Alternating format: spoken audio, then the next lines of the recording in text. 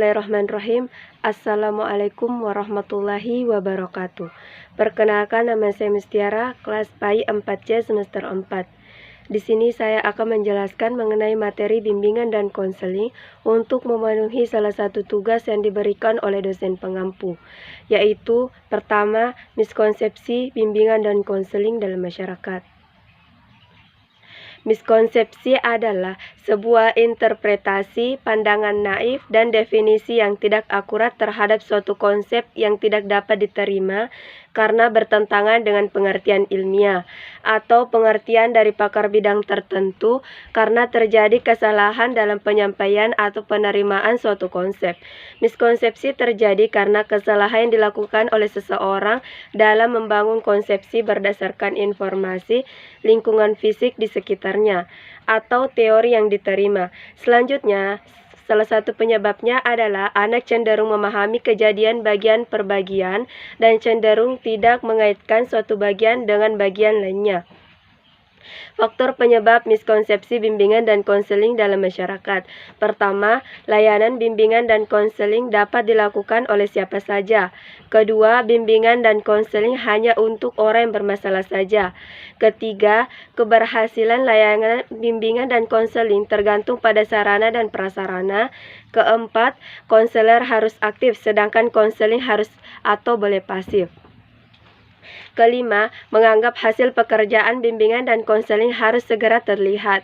Miskonsepsi yang sering dijumpai di lapangan adalah: pertama, bimbingan dan konseling disamakan saja atau dipisahkan sama sekali dari pendidikan. Kedua, konselor di sekolah dianggap sebagai polisi sekolah. Ketiga, bimbingan dan konseling dianggap semata-mata sebagai proses pemberi nasihat. Keempat, bimbingan dan konseling dibatasi oleh pada hanya menangani masalah yang bersifat insidental. Selanjutnya, definisi bimbingan dan konseling dari berbagai sudut pandang dan perbedaan bimbingan dan konseling.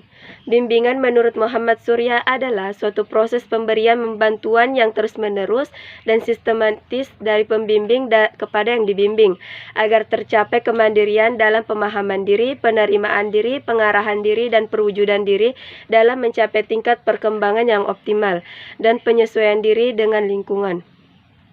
Konseling menurut Winkel adalah sebagai serangkaian kegiatan paling pokok dari bimbingan dan usaha membantu konseling atau klien secara tatap muka dengan tujuan agar klien dapat mengambil tujuan terhadap dalam persoalan atau secara khusus. Menurut Bimo Walgito, konseling merupakan bantuan yang diberikan oleh individu untuk memecahkan masalah kehidupannya dengan cara wawancara dan dengan cara sesuai dengan keadaan yang dihadapi individu untuk mencapai kesejahteraan hidupnya.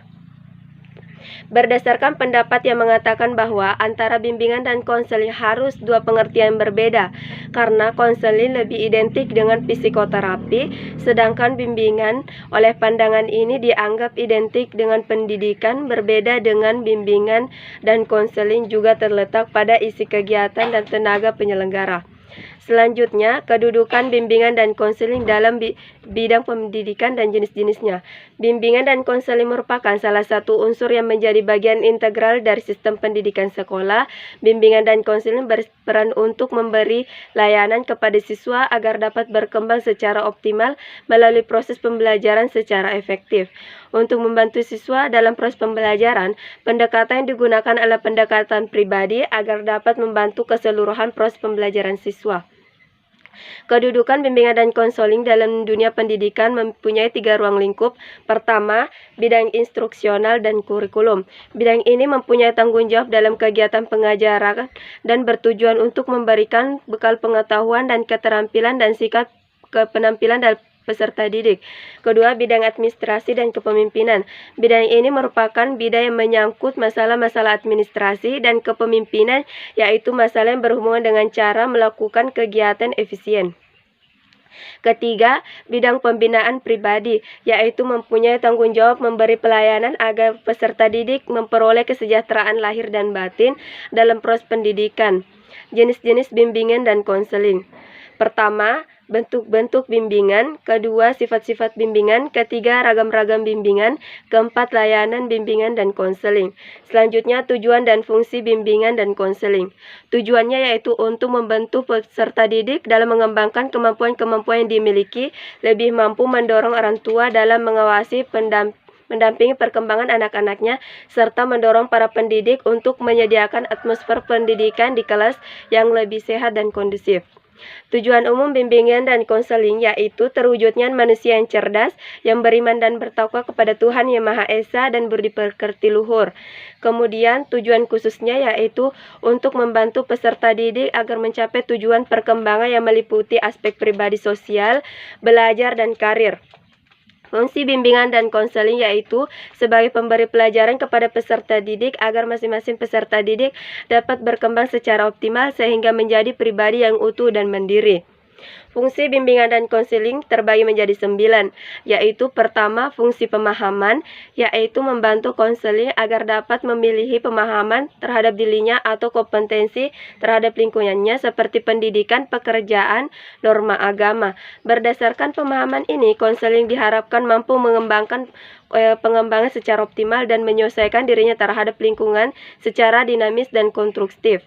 Kemudian fungsi fasilitas, memberikan kemudahan kepada konseli dalam mencapai pertumbuhan dan perkembangan yang optimal, serasi, selaras, dan seimbang seluruh aspek dalam diri konseling.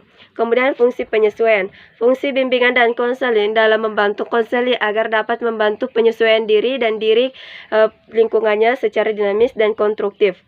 Kemudian fungsi penyaluran, membantu konseli memilih kegiatan ekstrakurikuler, jurusan atau program studi dan memantapkan penguasaan karir atau jabatan yang sesuai dengan minat, bakat, dan keahlian dan ciri-ciri kepribadian lainnya.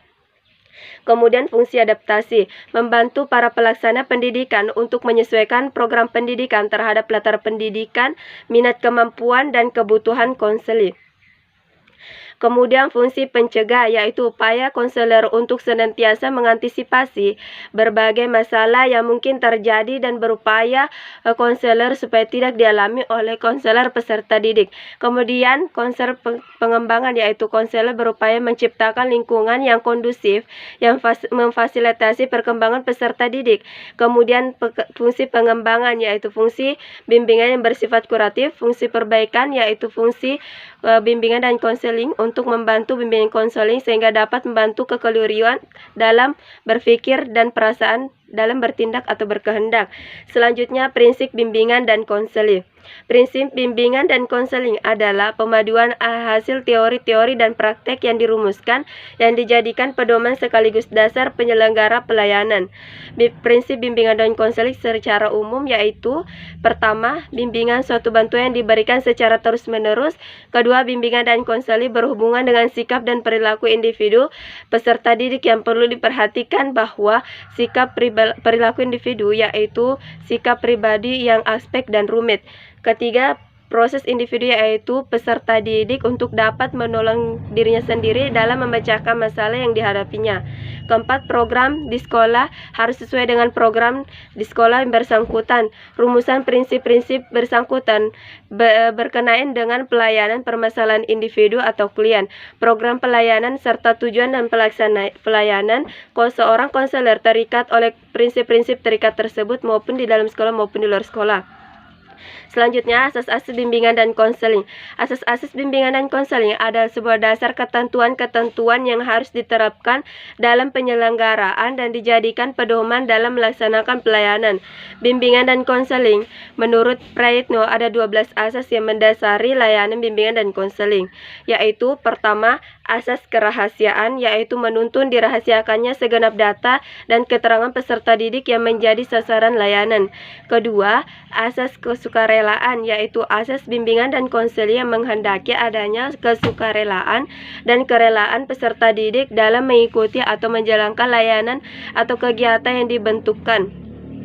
Ketiga, asas keterbukaan, yaitu asas bimbingan dan konseling yang menghendaki asas peserta didik yang menjadi sasaran layanan yang menjadi sifat terbuka dan tidak berpura-pura. Keempat, asas kekinian, yaitu asas bimbingan dan konseling yang menghendaki agar objek sasaran objek bimbingan konseling agar peserta peserta didik dalam masalah sekarang. Kelima, asas kemandirian, yaitu asas kemandirian dan konseling yang merujuk pada umumnya, yaitu peserta didik sebagai sasaran layanan bimbingan dan konseling yang diharapkan menjadi individu yang mandiri. Keenam, asas kegiatan, yaitu asas bimbingan dan konseling yang menghendaki agar peserta didik menjadi sasaran layanan berpartisipasi secara aktif di dalam penyelenggaraan layanan atau bimbingan dan konseling. Ketujuh, asas kedinasan, yaitu asas bimbingan dan konseling yang menghendaki agar isi layanan konseling menghendaki agar selalu bergerak maju dan tidak menuntun untuk berkembang. Kedelapan, asas keterpaduan, yaitu asas bimbingan dan konseling yang menghendaki asas kegiatan yang tidak berkembang baik dilakukan secara konselor maupun pihak lain saling menunjang atau harmoni dan keterpaduan. 9. Asas kenormatifan, yaitu asas bimbingan dan konseling yang menghendaki agar segenap layanan berdasarkan nilai-nilai norma dan agama, yaitu agama, hukum, dan peraturan. 10. Asas keahlian, yaitu asas bimbingan dan konseling yang menghendaki agar layanan tersebut diselenggarakan atas dasar kaidah-kaidah profesional. 11. Asas ahli tangan, yaitu aspek bimbingan dan konseling yang menghendaki agar pihak-pihak tidak mampu menyelenggarakan layanan ini secara tepat dan tuntas agar sesuai dengan peserta didik mengalih tangankan kepada pihak yang lebih ahli.